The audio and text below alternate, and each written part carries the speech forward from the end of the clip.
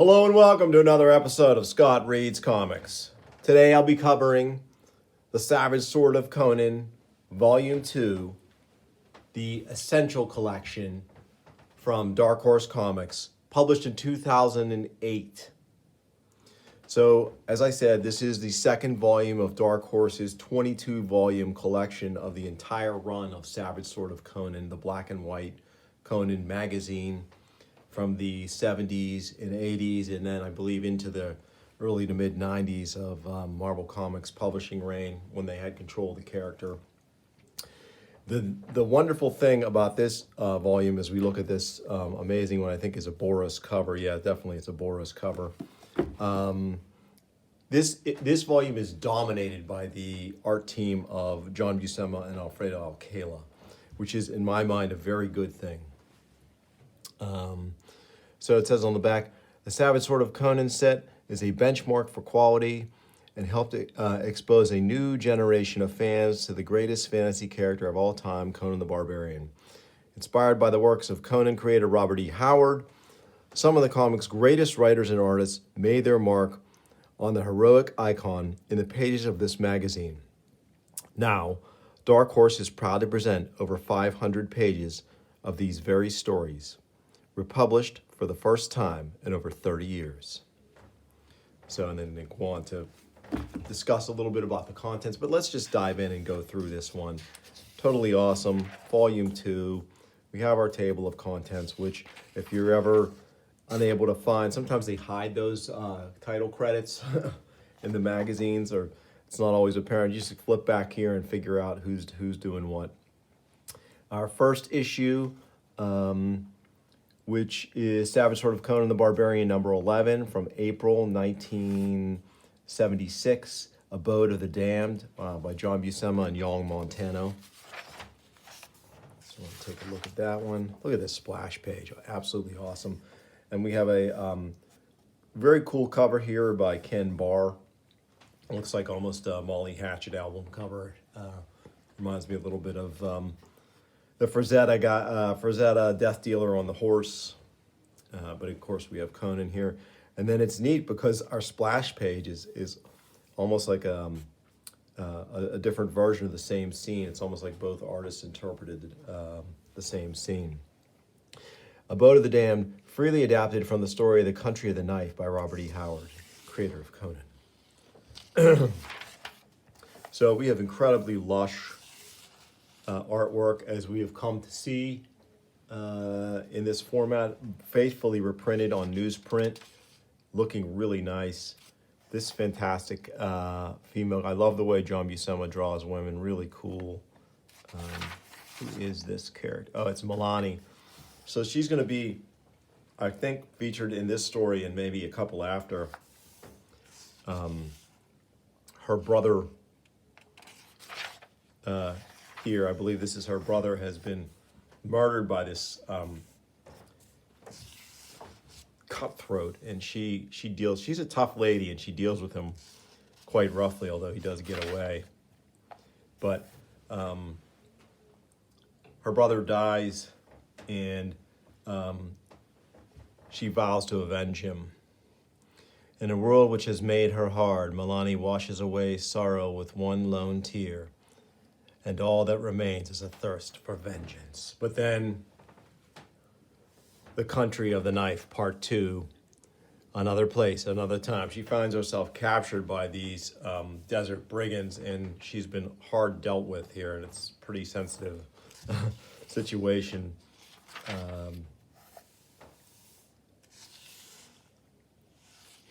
She's recounting what happens, how she was taken and abused by these guys. Of course, now they meet up with this figure, and it's Conan in native attire, so he's kind of blending in a bit. Hail, men of the hill country. What do you want here, Outlander?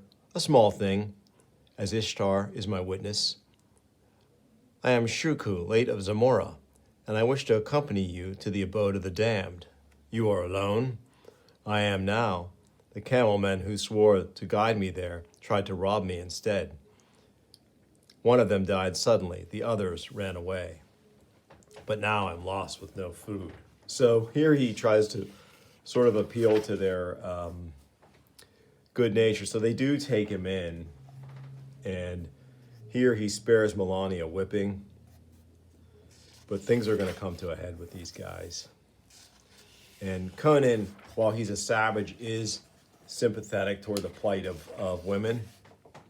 So, and of course he's in the guise of Shurka. He's going to rescue her. And then they come across these dudes who can wield power strangely. They control these guys, make them kill each other. There's a bandit chieftain here. Just the Alcala and Buscema artwork team on this is phenomenal. Just phenomenal.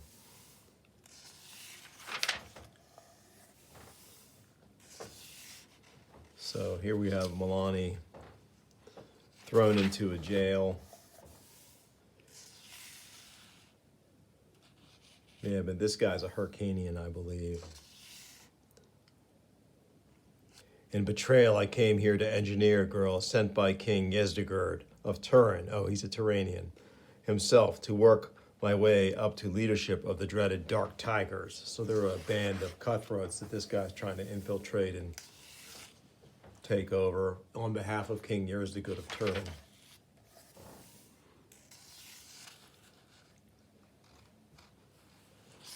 So she finally gets to clean herself off from her, because she's going to be put on the auction block here.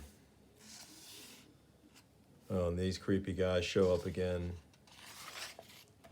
Conan's bidding for her.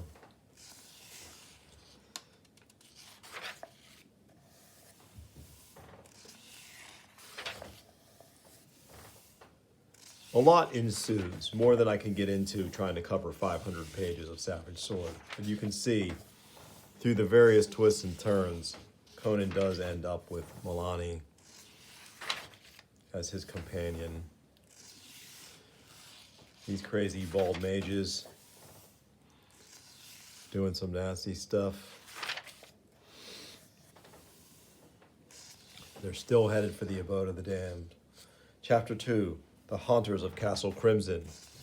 So this is originally Savage Sword number 12. Another Boris cover. We're got to be getting close to the end of the Boris covers, because at some point he, through his fame and success, prices himself out at Marvel.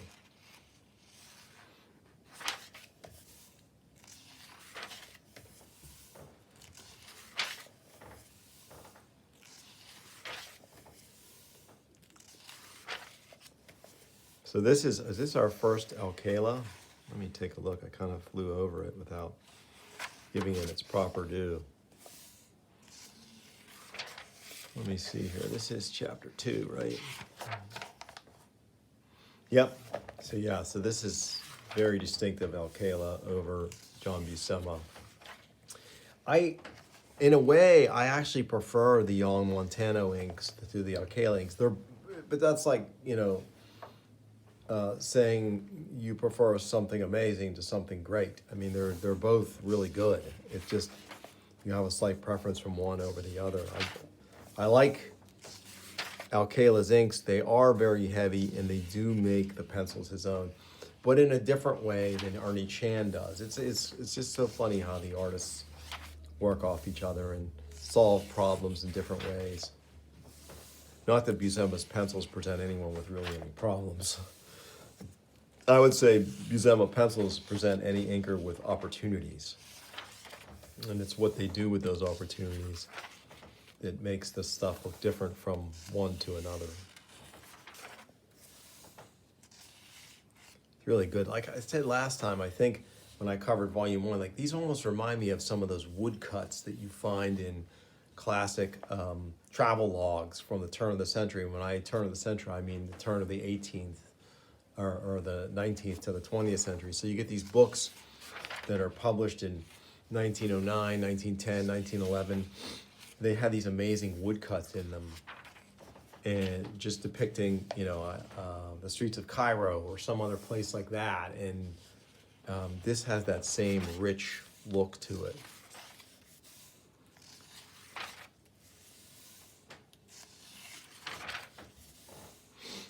Really good stuff.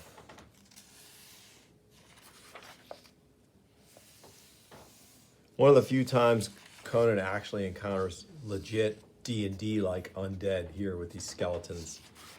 And I think in this case, they're not even really after him.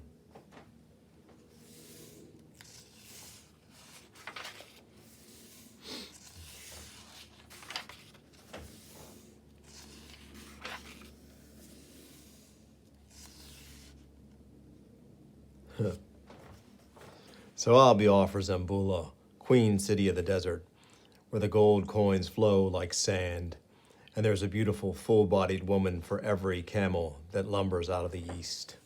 Now that's a life for a barbarian. Aye, it surely is. So we have what amounts to a happy ending for Conan. The Gods of Bal-Sagoth, originally printed Savage Sword number 13. Cover by Richard Hescox, and interiors here are by Gil Kane. Not a fan of Gil Kane's Conan, just not. I love his Spider-Man. A lot of his Green Lantern's really cool. Of course, his Atom's great, and the Sword of the Atom is a lot of fun. I just am not a fan of his figure work on Conan himself, and yeah, I mean, I recognize his greatness, but as Conan artists go, for me, he's down there toward the bottom.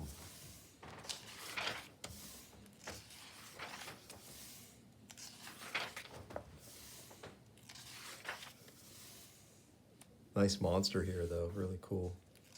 He does draw beautiful women as well.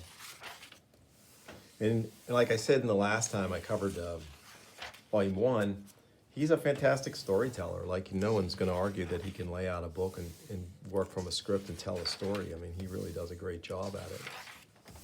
But ultimately, for me, it's about the figure work. Oh, here's a great Tim Conrad pinup. And as I said last time, Tim Conrad is probably, along with Raphael Keanan, the only other artist who can sort of capture that Barry Smith look for Conan. Nice job on it there. Next issue, Savage Sword 14, Shadows in Zamboula. And here we get a beautiful Earl Norham cover. And I think we're 149 pages in and we've encountered our first ape. So it took a while this time. So the interiors on this one, I actually think could this be Neil Adams? Let me look at this. This is issue 14. Let me see here. Yeah, Neil Adams and the Tribe. So it's nice. It's nice to see Neil Adams take on Conan. It's going to sound like an odd commentary, but I don't like the square cut bangs on Conan. Not that I'm a big hair guy, but this is a classic story that I have read. I think this is adapted from a Howard story. But it's gorgeous, Neil Adams. He takes a few bites at the apple for Conan, for sure. Not a lot, but enough.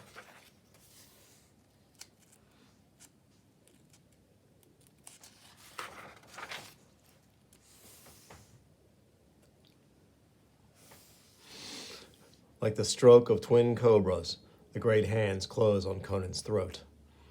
Nor does the Cimmerian make any attempt to dodge them. Bal-Sagoth's eyes widen slightly as he feels the thick cords of muscle that protect that throat. Then a choking gasp bursts from him as Conan's fingers lock on his own throat. Love the scale here between the two. This dude's clearly bigger than Conan. This guy's like an expert strangler and killer.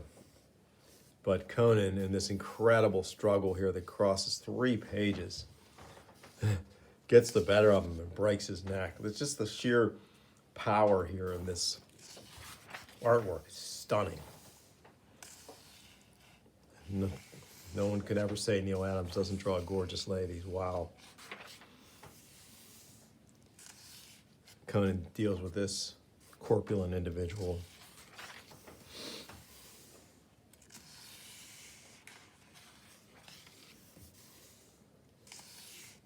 He deals with these Darfarian cannibals here.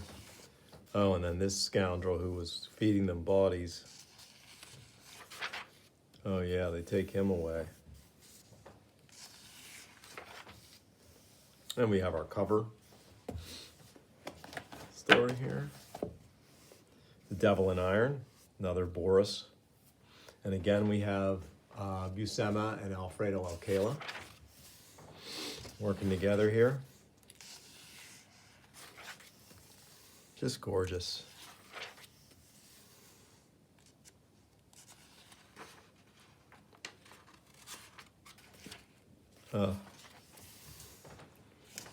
There's a lovely shot of Conan there. I think he's once again avoiding the Turanians in this one. If I get any of these story details wrong, folks, just let me know in the comments. I've read all these stories, but I've read so many, they kind of run together. They do a fantastic job at adapting this story, though, from the Howard tale. Oh, this guy's giant. This is totally awesome here. Now, as the Colossus looms above the warrior, there in the gloom, Conan grasps a heavy bench such as few men could even lift, and smashes it into shreds and splinters on the giant's mighty breast. It does not even shake him on his braced legs. This is incredible. Love this open panel. Just love it. Really awesome.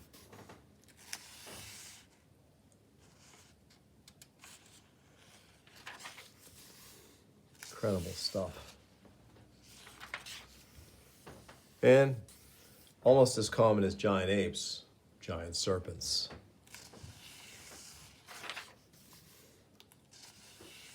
Great panel here as he splits it in twain. Really cool. They're going to try to escape. Of course, they run into a soldier. Oh, being pursued by the giant again.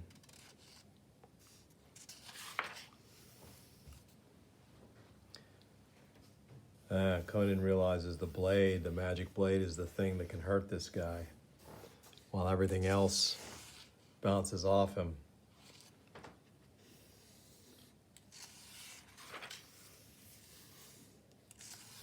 Oh, great cover here for another Earl Norham.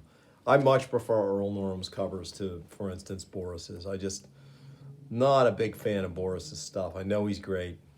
Again, don't ding me in the comments. I recognize that Boris was great. He did all the calendars, everything else. I just like Earl Norham's stuff better. So here we have issue 16, Wizards of the Black Circle. People with the Black Circle is the story. I believe this is adapted as well. And this is, again, Buscema and Alcala. I love when Conan interacts with the Hillmen, the Afghulis, and all that stuff that's basically Hyborian analogs of Afghanistan and India, Pakistan. Really cool stuff. Kemsa, the sorcerer. And he has a female partner who's just as nasty as he is. He's actually a pretty cool character. He does some nasty stuff, but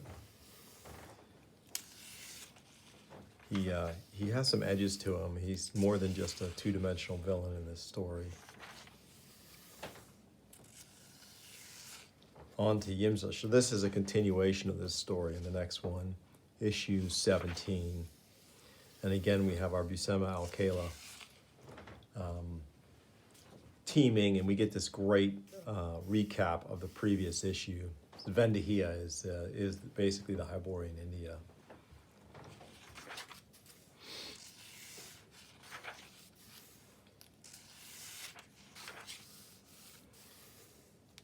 So like basically you're sort of like Hyborian Northwest frontier type stuff.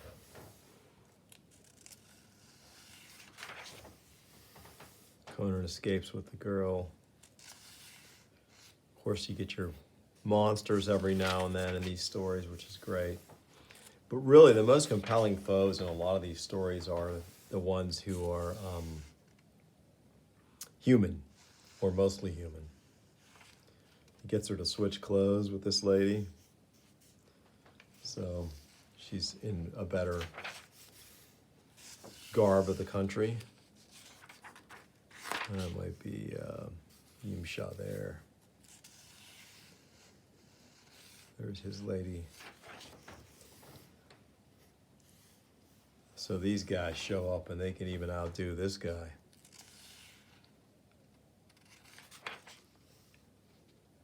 They force her to throw herself to her death. Man, these guys are vile.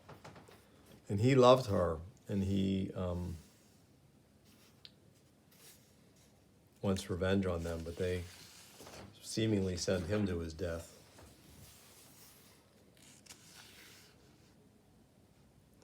Take Yasmina away. Battle of the Towers. Cover art by Dan Adkins, who I believe was an inker for a lot of time at Marvel, but here he does a really nice Savage Sword cover. Gorgeous. It's heavy Alcala inks here. Transforming these Buscema pencils. Oh, there is Yimsha there.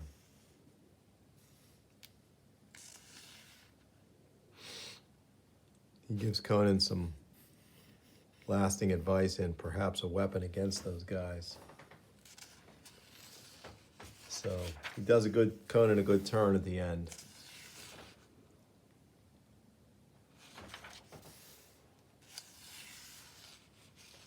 There's Yasmina. Look at that, that's gorgeous. You can almost feel the fabric on this divan that she's on. Totally great. I know I say that a lot when I'm going through these, but it's true. The stuff is greatness personified on the page.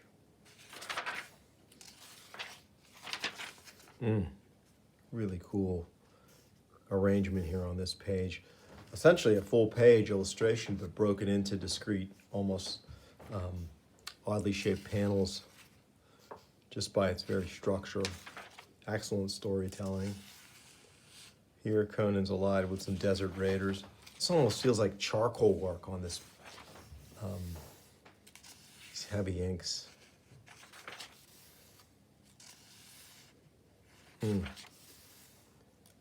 Conan, remember, he's wearing that magic girdle, or belt, which will hopefully protect him from these guys in the tower.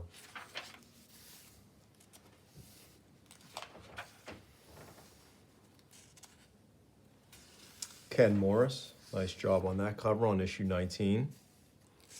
July 77, if you wanted me to check in on the date, that's where we are in our time period here. Let me check the inks on this one, because that looks a little different than the Alcala we saw in the previous one. Let me see here. Issue 19. Nope, still Alcala, so just maybe, I don't know, a slightly gentler hand on the inks. Another one of those enigmatic wizards. Oh, that's awesome there. That's some Cthulhu Mythos stuff there, man. And again, the ability to draw interiors from Buscema and Alcala is startling and creates so much depth and verisimilitude in the setting. Looks gorgeous. That tentacled hand, oh, this poor guy, this tribesman, he's just at his mercy. Oh, he lops his head right off. Stuff they could not show in the Conan the Barbarian comic at the time. This was the one where you wanted to go for the maximum sex and violence. Oh my goodness, just as I say it, the beating heart of this just is ripped from this guy's chest. But Conan has the belt, which gives him some protection. And Last volume was about the apes. This volume is more about the snakes. Conan rescues Yasmina. They just have to escape.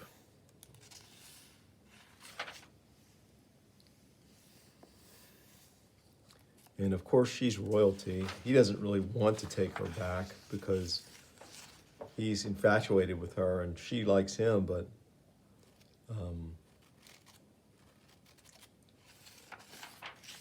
she's going to go join her army.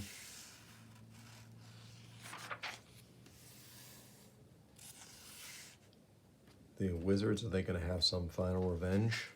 Look at this giant buzzard. Really cool.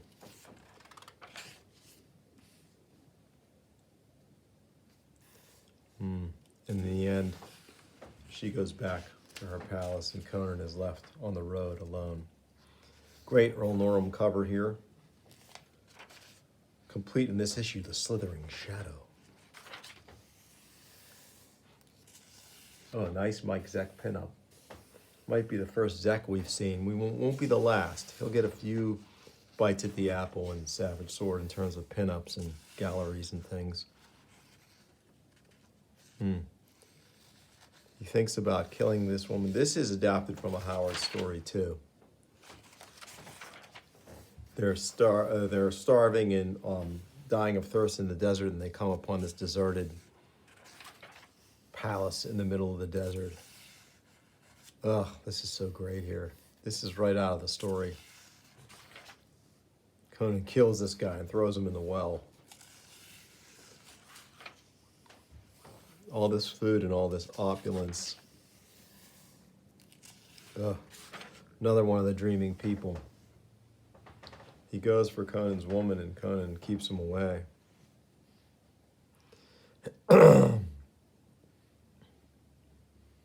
What do you do in Zuthal? We came from the desert. We wandered into the city at dusk, famished. We found a feast set for someone, and we ate. In my country, no starving man is denied food. But you civilized people must have money, and I have none to give. So, this guy goes off raving.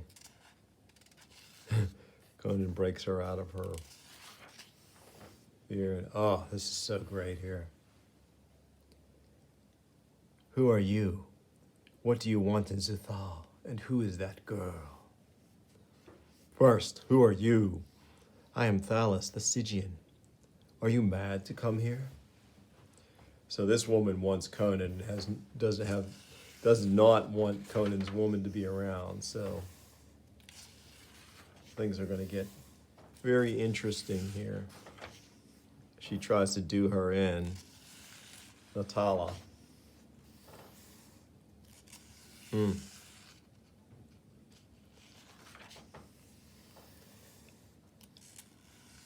this is Thog. Again, I mentioned Cthulhu mythos earlier. This thing is like something out of the mythos here.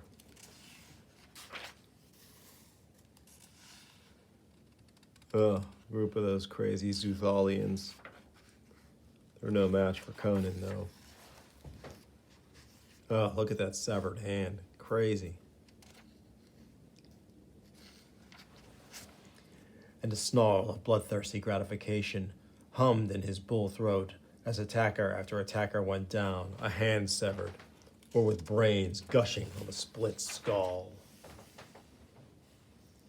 He realizes even he can't fight them all, so he flees, they pursue.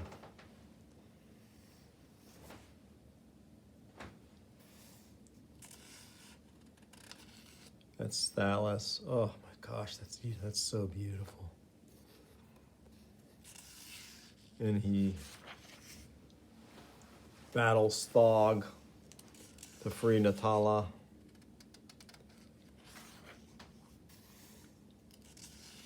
Puts one of its eyes out. Sends it to the pit, hangs on. Frees Natala.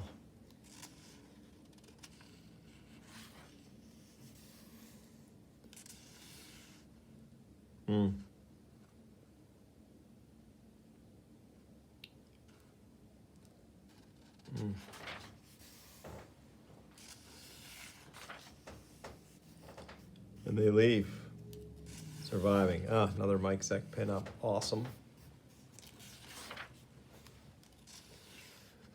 Ernie Chan, this might be our first look at Ernie Chan in the title and on this pinup here. Another great Earl Norem cover on issue 21. I'm gonna pick up some steam here. Oh, the sequence here is great. It's not even Conan, but the time they spend to establish these supporting characters, it really pays off. These pirates, really cool. There's Conan there. Again in the desert.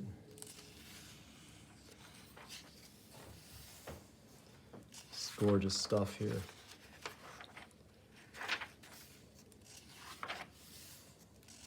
Oh, wow. So cool and frightening. Look at that. The corpse is headless and female. Again, the graphic nature of this stuff is just startling and intense. Again, the almost supernatural strength of Conan saves him.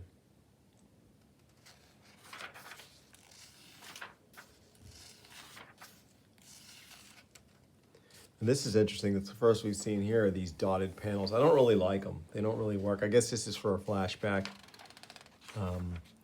Not a big fan, but gets the job done.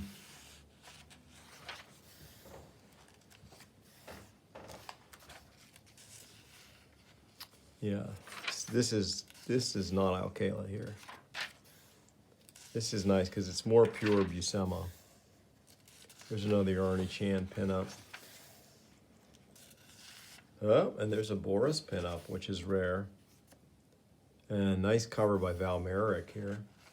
So we're on issue 22, which is September 1977. I think we're back to Al-Kala here. Quickly check table of contents. 21 was Sony Trinidad, which I actually really like. Yeah, now we're back to Al-Kala. You can definitely tell the difference in the weight of the inks. But this is beautiful. He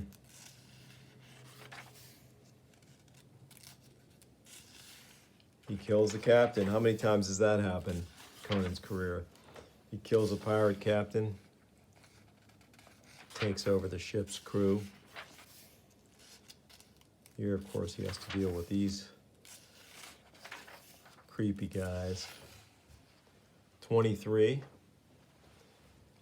featuring Red Sonja and King Cole, but I think we just get the Conan story in here. Beautiful Earl Norem cover. Almost to the end of this one, folks. It's been really good. Really glad you joined me for this. Again, if you come across these books in the wild, snatch them up. Not because of the Scott Reed's Comics effect, which regularly causes dollar books to go from $1 to $1.25 or even $1.50. No, these Savage Sword of Conan reprints, you're never going to see anywhere in this form again. I guarantee you that, I don't want to say guarantee, that's a strong word. I doubt the Titan would reprint these in this kind of format. Maybe they'll prove me wrong. Maybe they'll do a newsprint, magazine-style reprint series of these titles, of these issues. That would be phenomenal. Oh, and this last story is great. It's Roy Thomas's second try at the Tower of the Elephant. The first was with Barry Smith. This one was with Buscema and Chan, or Buscema and Al-Kala. And it's funny here, they're just really not able to depict the young Conan very well in this. He looks like he's 25, 26. In Tower of the Elephant, he's not fully filled out yet. He's not, he still has sort of some of that teenage litheness to him, you know? And this one, while it's beautiful, I don't get the impression that this is the young Conan. Oh, yeah. The theme in this one too is Conan using everyday objects to kill people and things as he crushes it with the chest. Oh yeah, such a tragic story.